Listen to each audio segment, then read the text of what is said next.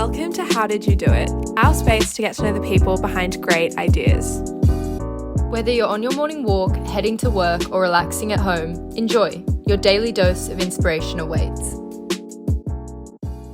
Hello, everyone, and welcome back to the podcast. I'm Gabby. And I'm Georgia. We hope you're all keeping safe and well during this lockdown. Yes, definitely. It's such crazy times, but we hope this podcast can provide a little bit of inspiration. Today, we sat down with Zara Seidler, the co-founder of the Daily Aus, which I feel is just everyone's favourite news source. If you aren't aware, though, the Daily Aus is Australia's leading social-first news service, which shares digestible and engaging content to over 150,000 young Aussies. Yeah, it was a great chat hearing about how Zara and Sam left the corporate world behind them and took the leap into making news trendy and accessible for everyone. Their hard work is truly outstanding, so chuck your earphones in, go for a walk, and enjoy the episode. Hey, you'll love this one. So hi Zara, it's such a pleasure to have you on. Thank you so much for having me. Very excited. Before we get into the story behind the Daily Aus, do you mind giving us a rundown of what the Daily Aus is? Absolutely. So the Daily Aus is a social first news platform, and we exist primarily on Instagram, but we've also got a podcast and a newsletter, and we're really just trying to engage a new generation of newsreaders who might not open up the paper but really want to know what's going on in, our world. So that's what we're trying to do every single day and have been doing it for 4 years. As big fans ourselves, we're so excited to learn about how you did it. So let's start at the beginning. What did you do after high school? After high school, I went straight to uni. I studied a Bachelor of International and Global Studies at Sydney Uni. And while I was there, I did an exchange. I went to Washington, DC. So that was pretty fabulous. And that made me very political. So before then, I was like a bit political, but that really got it going a lot. And when I got back, I started working at Sky News. So I was doing both uni and Sky at the same time, those 4 a.m. shifts, and then rocking up to uni afterwards, which I wouldn't recommend to anyone. And I kept that up for a little while until I got another job just as uni was ending. That was in government relations. So I was working for a peak body doing government relations, and that's basically just connecting people to government and to politicians. And then I worked for a politician, but she lost office. So then I went into political lobbying, and I was there until the beginning of this year when my best friend and I both quit our full-time jobs to start the Daily Aus full-time. Wow, that's great. So it must have been a bit of a transition from the traditional workspace then going into a social news page. Has that always been a space that you've wanted to enter? It's a good question. It was certainly a very big change from the corporate, very, white male political world into this really youth-led, bottom-up approach to information. It wasn't necessarily something that I thought I would end up in, but I've always been attracted to the idea of making things more accessible. So with news, I've always loved the news. I've always loved politics, and I wanted to make it more accessible to my mates so that they could get equally as excited by things as I was getting. But if you're not in that world, it's really hard to access. So social media, we're all digital natives. And I thought that would be a really good way to get people engaged in a way they might not have traditionally been.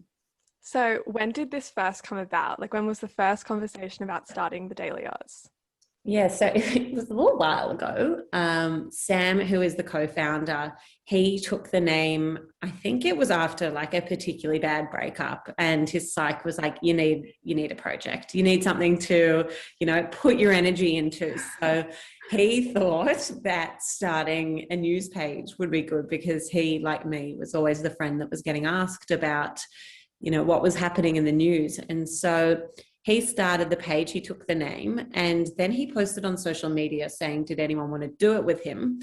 We didn't know each other, but we sort of hung out in similar circles. So a lot of my friends sent me a screenshot being like, oh my God, you have to, this is so up your alley.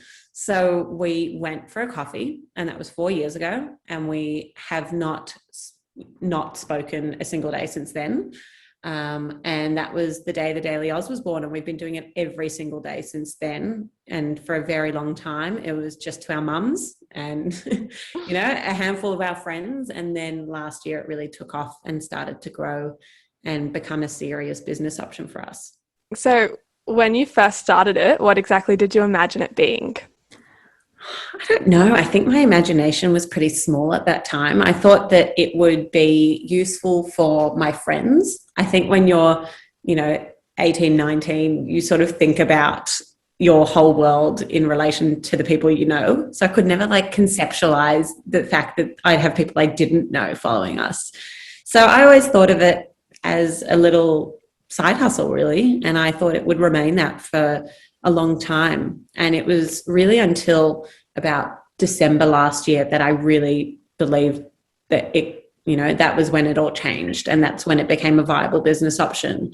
And I had to confront the fact that it was no longer going to be a side hustle that I could do between the hours of 5 and 6 a.m. before work, and after at 10 to 11.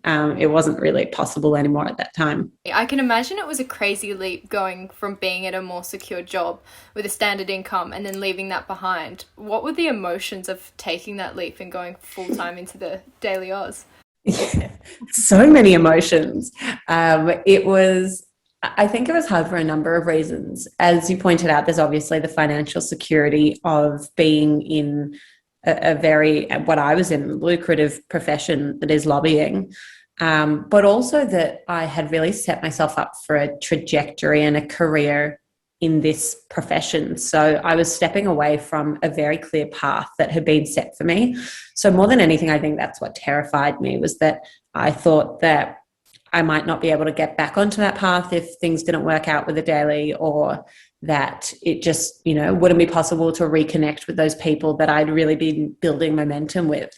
Obviously, that stuff never happens. And when you actually take the leap, it's usually, and at least in my case, the right thing to do.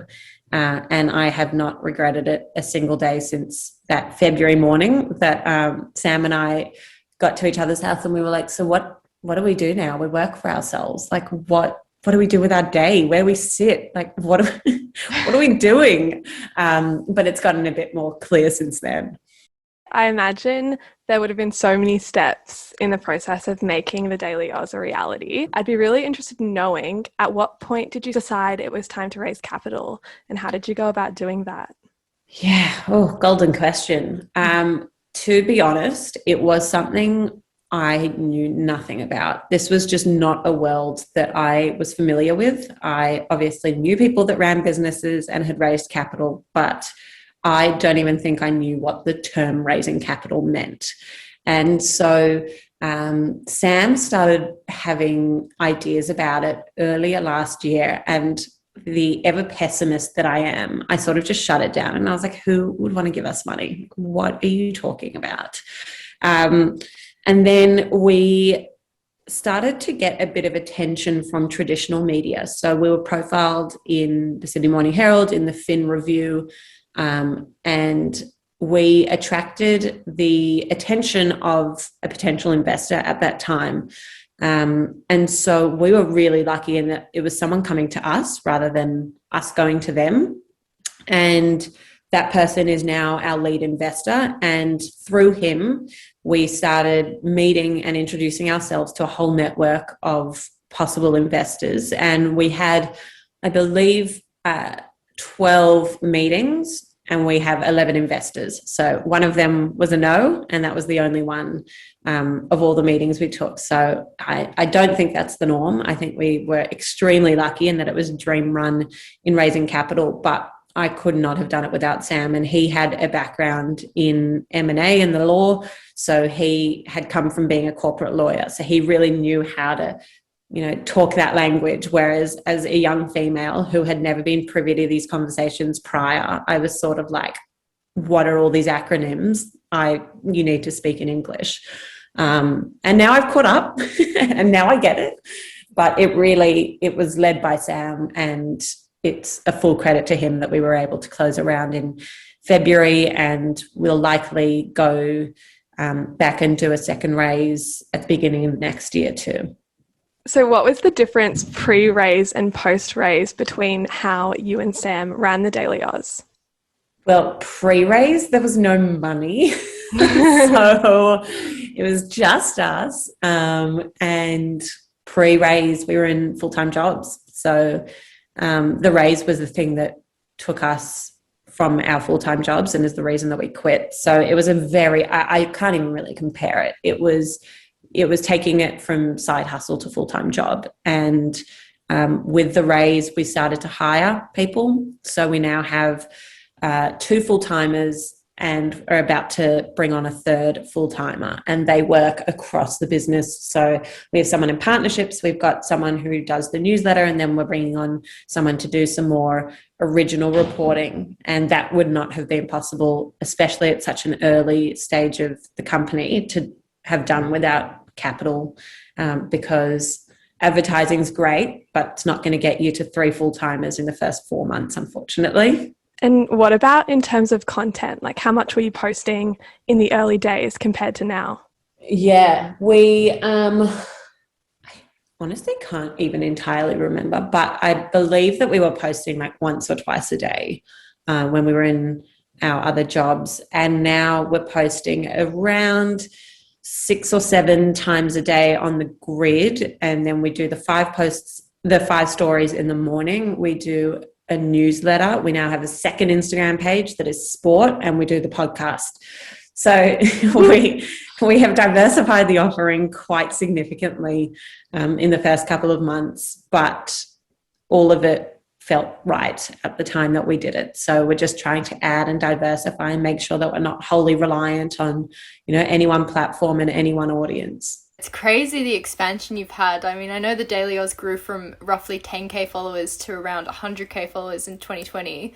And that was also a crazy year for news as well as social media and activism. What role did the series of events that occurred last year have in defining social media as an opportunity to share media and stay informed? Big question. I'd say that it played all of the role. It was 100% it. I don't think that we could have reached the success that we did last year without the defining major news events that occurred. You can only grow at the whim of a news cycle, and sometimes that news cycle is extremely slow, and then other days you have over 200 cases in New South Wales. And I think that the big thing that changed last year was that people became engaged in a way that they hadn't previously, because before COVID, I think a lot of young people weren't personally touched by the news and by the political processes that were playing out in the news. And then with COVID, suddenly you were locked down and you weren't able to see your partner or your parents or your grandparents. And so the news that we were bringing was suddenly really personal. And I think that was a very significant turning point for us and the relationship that we held with our audience. And that's reflected, as you said, in the growth. We grew from 10,000. We're now upwards of 150,000, and we have 100,000 listens of the podcast monthly and that sort of thing. So I think there's certainly an appetite, which has to be balanced by the fact that people get really fatigued really easily. It can get really, really shitty to have bad news in your view all day, every day. So we need to balance it, and that's why we do a good news every day. But yeah, people are engaged, people care. The bushfires, COVID, Black Lives Matter, all of that was really, really instrumental in our growth. You kind of did just touch on it, but news and media can often be so harmful for mental health. I mean, we already chatted about how today's COVID numbers has impacted all of our moods. You mentioned that you do a good news section. Is that the main way you go about balancing the positive with the negative? I mean, I think outwardly it is. And the other thing is that we don't sensationalize. So it's really easy if you flick on a commercial news network to see like screaming headlines about how the end of the world's coming. And there's just not any need for that. So we really try to stick to our lane, and we don't sensationalize. And we also would never do personal takedowns and things like that is often across also a lot of the culture media side of things. And that's how we try to do it for our audience. We'll also always put helplines, we will put trigger warnings. And I think the fact that we are young and we grew up with that sort of thing means that we intuitively get it in a way that perhaps some of the traditional media might not, because that didn't exist when they started out as journos. So it's an entirely different world. We are, I believe, a lot more sensitive to some of the issues that are facing young people. And so we try to accommodate that as best we can. So nice to hear that you have such a focus on making news objective and showing reality, but doing it in a way that does consider the mental health of consumers. There's a lot of sources of news in society that don't quite do that, and it is a lot of, like you said, sensationalizing. When did you decide that it was time to expand beyond Instagram? Because I know you've got podcasts and other sports socials now as well. So when did that really come into play? Really wish I had a more sophisticated answer for this, but it really it's the best startup story ever. So we only had the Instagram, and it was our first week of full-time work. We were sitting in one of our investors' offices. He had really generously given us 2 desks there. And we got the news that Facebook was taking news off Instagram. Facebook was taking news off its platform. And we were sitting there like, oh my God, we've just taken on all this capital. We are news on a platform that is owned by Facebook. Like, what if they turn around tomorrow and say that they're taking it off Instagram? So we just freaked out and launched a newsletter. And that is why we have a newsletter. There is nothing more nuanced or thought out than the fact that we freaked out, and in retrospect it was really good because people were really, engaged, and they wanted something and they were angry. So we got crazy sign-ups that first day, and then we turned around to each other and we were like, well, we don't actually have a newsletter, and we've just asked a whole lot of people to sign up to something that doesn't exist. So we spent that whole day and that whole night like furiously trying to make something on MailChimp, which is hilariously still the one that we use now that we need to fix. And now we have thousands of readers, and that's really great. But it was genuinely just fear of not diversifying enough, and being at the whim of these social media behemoths who can turn around one day and say, well, absolutely not interested in news today, so we're taking you off the platform. So that was the logic behind the newsletter, and the podcast was always a natural next step. It's just really time consuming, as you guys would know. So we didn't want to do that until we were really ready to execute it properly. And it was so much trial and error. You listen back to your first podcast and you are just so embarrassed that you put something like that out into the universe. Like my one, I sound so nervous. So that is still a work in progress, but it's been growing really steadily, and it also gives us the opportunity to put ourselves out there a bit more, because traditionally the Daily Aus hasn't had a face. And so the Daily Aus podcast is Sam and Zara having a Sam and Zara chat, in just building trust with our audience. Having a human face to that's quite important. I loved that story behind just frantically launching the newsletter. So frantic. I feel like that's such a entrepreneurial story, just like the proactivity behind it, just jumping in, like you got to figure something out. And also what you spoke about podcasts is so relatable. We still cringe at ourselves all the time. Same. Literally. So you're pumping out a newsletter, a podcast daily, and stories and posts on Instagram. Do you get much sleep? No, but I kind of never have. So I think that the thing with me is that I didn't go from a very low-key profession into this. So there wasn't like a major shift. I was in a very high-paced political job. And so I still don't sleep very much, but I'm my own boss and I can set my own parameters. And like this morning, there was just too much news. So I took myself for a walk. I did a 5-minute meditation at the beach, and then I came home and I could face the day. And that's just not something I would have been able to do when I was just a junior employee. So it's challenging, but for me, it's not new. So I know how to handle it, and I know what I need to do to make sure that I am keeping my mental health at the forefront. And Sam's also really good at doing that.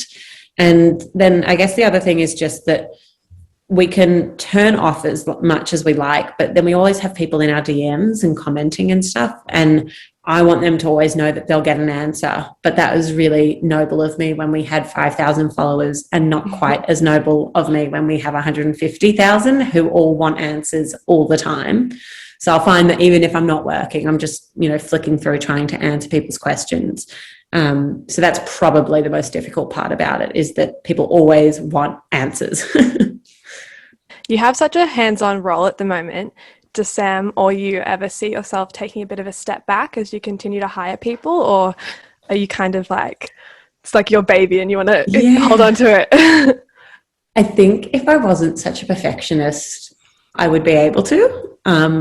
But unfortunately, I am a massive perfectionist. And so no content goes out without my eyes, nothing. And I have full trust in my team. I support them with every fiber of my being, but I just need to see it. Like the newsletter, I will read it 5 times before it goes out before 7 a.m. every morning. And I'm not sure that's necessary. So hopefully those really, really small menial tasks I can give up at some point.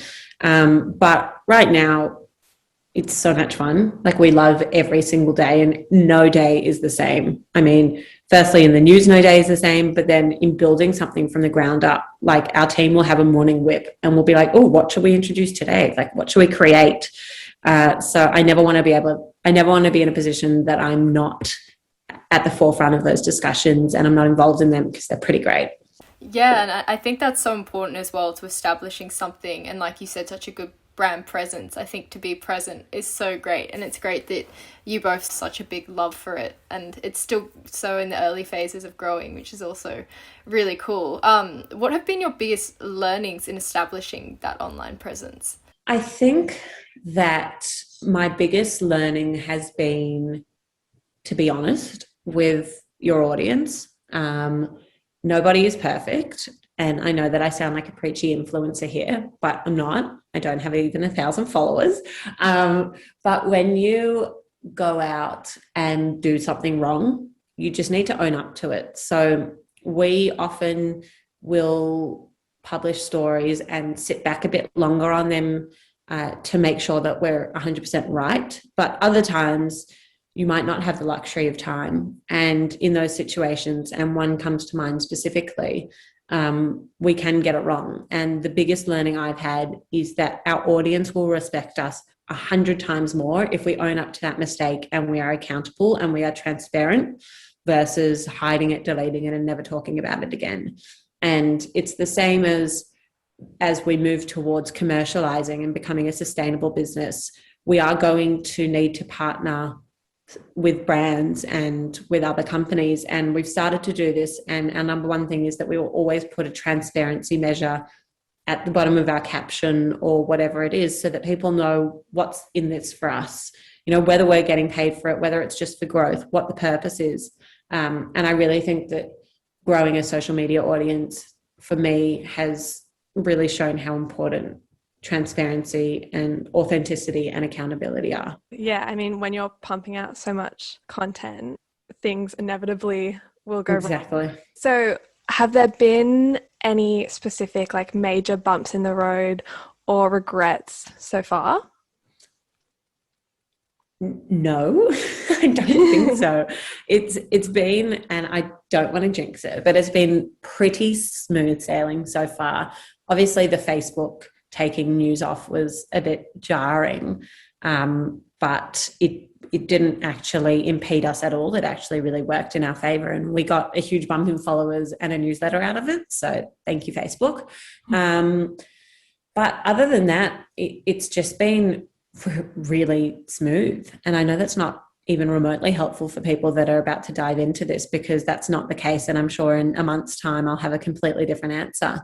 But I think working with your best friend has some huge benefits. And one of them is that I know he always has my back, and that when there is something that goes wrong, it's a shared burden. It's not one person's burden. So,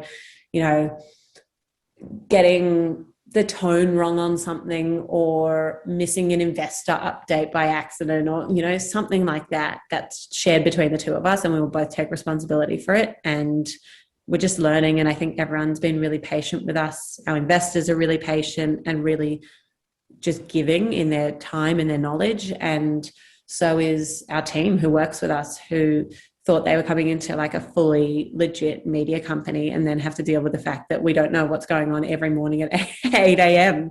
But that's half the fun, and they're part of something that's new and growing. So I can't say there have been any major obstacles so far, which is very lucky. What is your friendship with Sam like? Is there a work-life balance to it, or? No.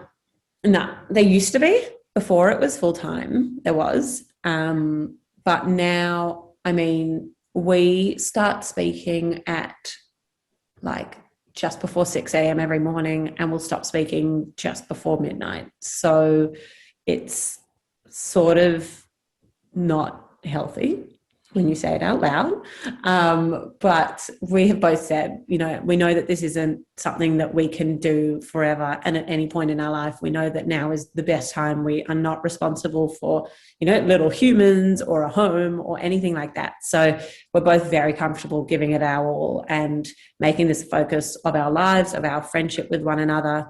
And the fact that we're on the same page, I think, is really helpful, because if we weren't, it would be really challenging. And if one person wasn't fully in it or wasn't prepared to sacrifice whatever they needed to sacrifice, that would be really challenging. And I imagine that would get in the way of a friendship too.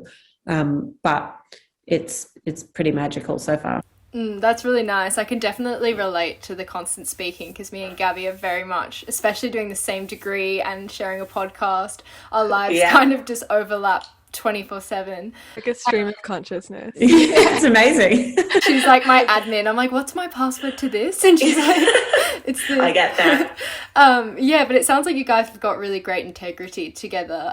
What's been the most special part about creating the Daily Aus?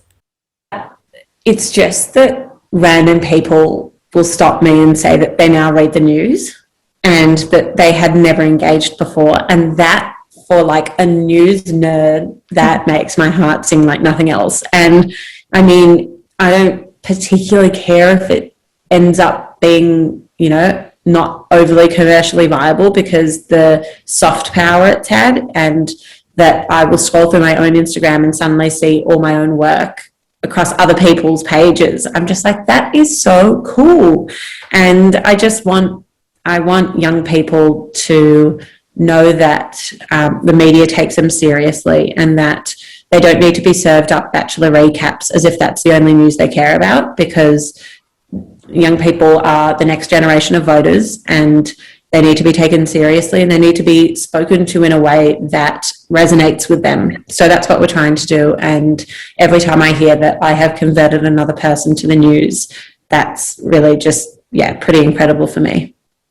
It's so awesome. And the way you present it, it is so empowering. Like, I've never been the type of person that would sit down with the Sydney Morning Herald and read through it, but it's like you can become so informed without actually like leaving any of your daily routines and habits behind, and it like so seamlessly integrates into them. Yeah, so well done. What direction are you aiming to grow the Daily Aus into next?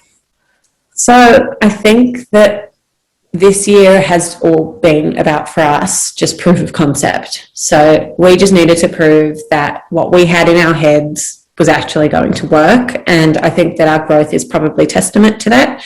We have monthly growth targets that have just been thrown out the window because they've tripled and quadrupled. So this year was proof of concept. Next year, we want to really just get into diversifying our offering, while also solidifying our hero, which is the Daily Aus on Instagram.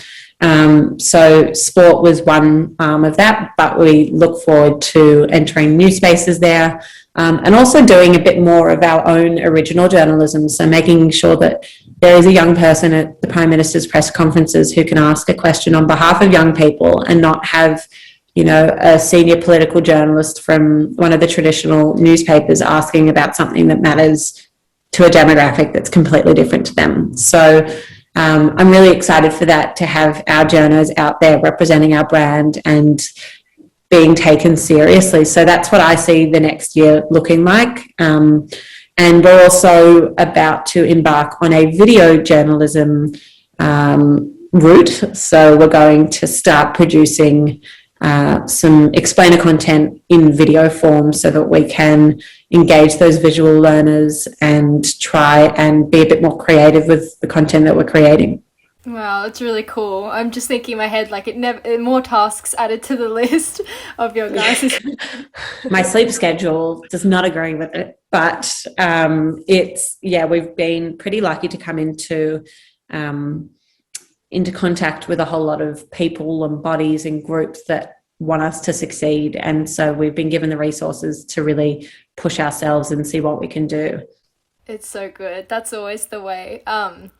Before we wrap up, I wanted to ask what advice you would give to other young people who want to take a leap and create something of their own, whether it's social media or just a startup in general.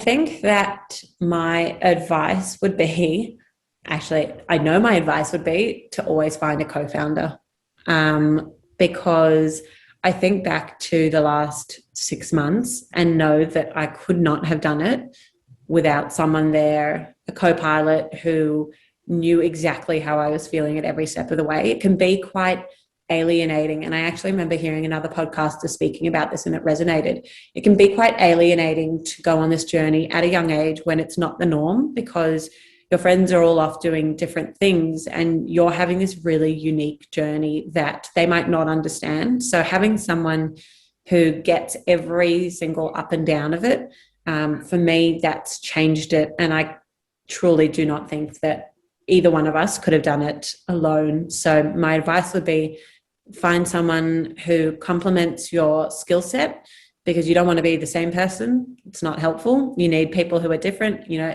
Sam is ever the optimist. I am sometimes the pessimist or the realist. He's a risk taker. I'm risk averse. We just balance each other out, and it just means that we can really get to that middle point and do what's in the best interests of our company all the time. Thank you so much for joining us today, Zara. Like I said, as big fans ourselves, it's so cool to hear the story behind it all. We love seeing young Aussie women doing amazing things. Thank you so much for having me. Loved the chat. Wow, well, what an amazing episode. Zara and Sam are just such inspirations, and it's amazing to see how far they've taken the Daily Aus in such a short space of time. And if you guys want more bite-sized news, be sure to follow the Daily Aus on Instagram and wherever else you can find it. I'm sure it's an easy search. Yes, definitely do. And on our front, we've been putting so much effort into our Instagram. So if you want to keep up with the latest podcast episodes and more, definitely follow us at howdidyoudit_podcast on Instagram. Also, for any LinkedIn lovers here, go like our new LinkedIn page, just How Did You Do It podcast. And while we're at it, maybe just drop a review on Apple Podcasts as well. Why not? It goes a long way. Thanks so much, guys. We'll see you soon.